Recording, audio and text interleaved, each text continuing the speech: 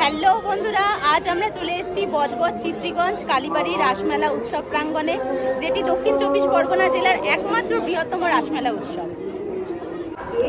যেই মদন মোহনের রাসলীলা উৎসবকে কেন্দ্র করে এই মেলা সেজে উঠেছে, সেই রাসমেলা উৎসব কিভাবে সেজে উঠেছে চলুন আমরা ভেতরে গিয়ে দেখে আসি।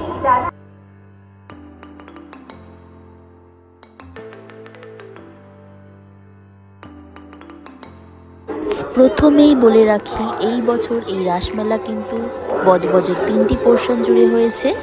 প্রথম যেটি বজবজের চিত্রীগঞ্জ কালীবাড়ি মন্দির প্রাঙ্গণ জুড়ে, দ্বিতীয় ও তৃতীয় কোথায় হয়েছে এই রাসমেলাটি সেটি বলছি ভিডিওর মাঝখানে। সেটি জানতে হলে এই ভিডিওটি স্কিপ করে দেখলে হবে না, দেখতে থাকুন ও সঙ্গে থাকুন। তো চলো প্রথমে আগে মায়ের দর্শন করে নিই, তারপর বিষয়গুলো দেখাচ্ছি আস্তে আস্তে। মন্দিরের প্রাঙ্গণে ঢোকার শুরুতেই এখানে বেহুলা, লক্ষিন্দর ও যমরাজের একটি থিম স্ট্যাচু করে দেখানো হয়েছে।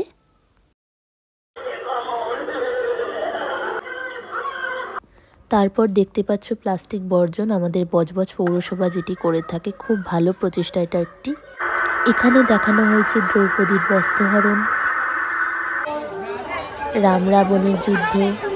এই রাধাকৃষ্ণ মূর্তি কিন্তু আমাদের মন্দিরে সারা বছর থাকে, যেটি পাথরের। এবার আসছি রাসের মেন বিষয়, ভগবান শ্রীকৃষ্ণ ও রাধারানীর চিরন্তন প্রেমকে রাসলীলার মাধ্যমে দেখানো হয়েছে।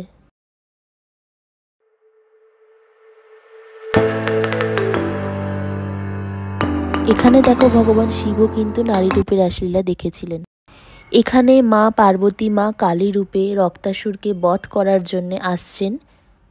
রক্তাসুর বধের কাহিনীটি খুব সুন্দর লাইটিং ও সাজসজ্জার মাধ্যমে এখানে বিস্তৃত স্বরূপ দেখানো হয়েছে।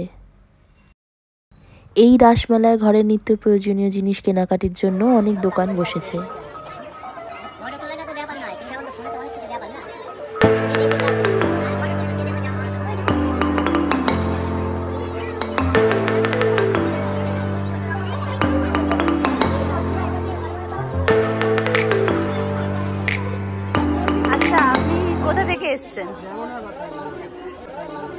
আচ্ছা, কতদিন ধরে হচ্ছে?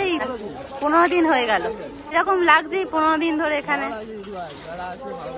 দ্বিতীয় স্থান যেটি বজবজের ফেরিঘাট থেকে বালুরঘাট যাওয়ার পথে ঠাকুর বিসর্জন যেখানে হয় ঠিক সেইখানে।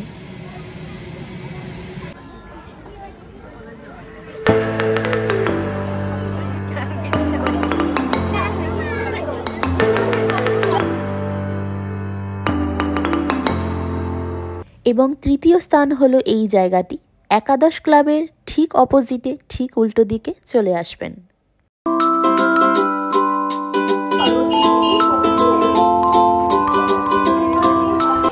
আবার দেখা হবে অন্য কোনো ভিডিওতে। Thanks for watching everyone.